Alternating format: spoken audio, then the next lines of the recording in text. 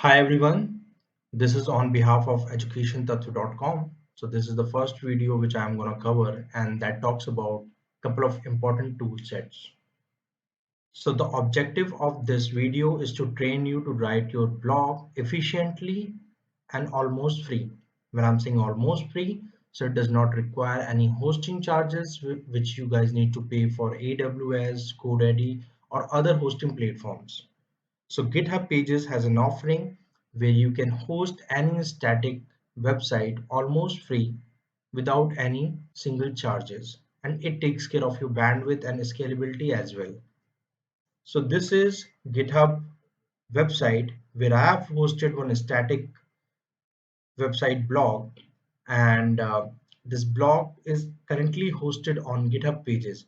So this requires github.com access which you can create for free, and then your project structure which talks about static HTML files. Now the second question is, what about if I want to write a blog? So blog requires dynamic content which needs to be enriched over a period of time. So yes, we have a solution for that.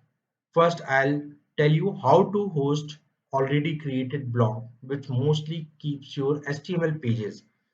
So as you can see that this is my repository. What I have done, I have changes this to GH pages, which talks about GitHub pages as a repository, and here index.html is the file which should be available on the root all the time. Now going to the setting parts, under settings there are important configuration that you need to do for getting your URL or linking it with a custom domain. So for now, if you want to host it on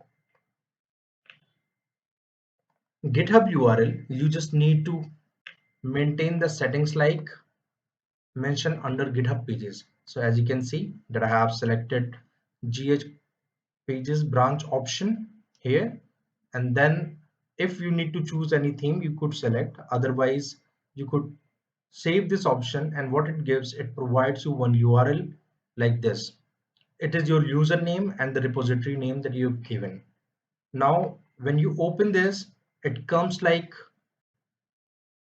this website, and these are the HTML content which is more suitable for any blog, and that have certain functionality where you can add multiple other details related to this design. So these are the HTML pages which I have hosted on my GitHub repository. Now the next tools that I'm going to talk about is how to get these HTML pages where you can write the blogs easily. So Jekyll works really well with GitHub. So out of this, you can browse through multiple templates and the designs that they have provided and built. I have chosen the free one, which is Emerald theme, and you could get your GitHub URL from these themes, and you can directly fork that and start customizing the content accordingly,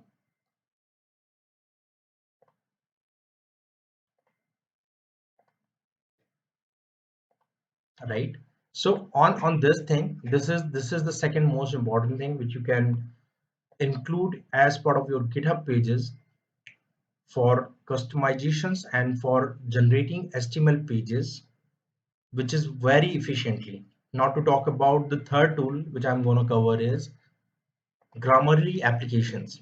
So when you are writing anything, you need to understand that it should be grammatically correct, not just because of it shows good presence to your audience. It is also important for your SEO.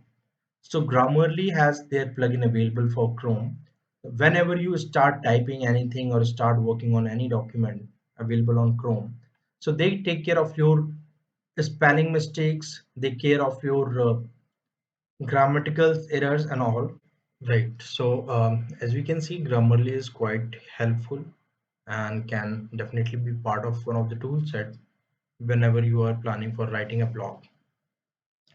Now the next thing is, you have already hosted your pages, you have created a blog using Jekyll themes, you made that content corrected using Grammarly apps.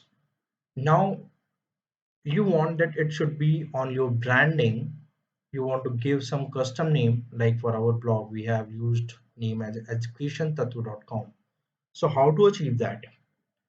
That's very easy, right? So if you want to update your custom domain on GitHub Pages hosting, so that's very simple. You need to get few things corrected on your default setting. One is type A.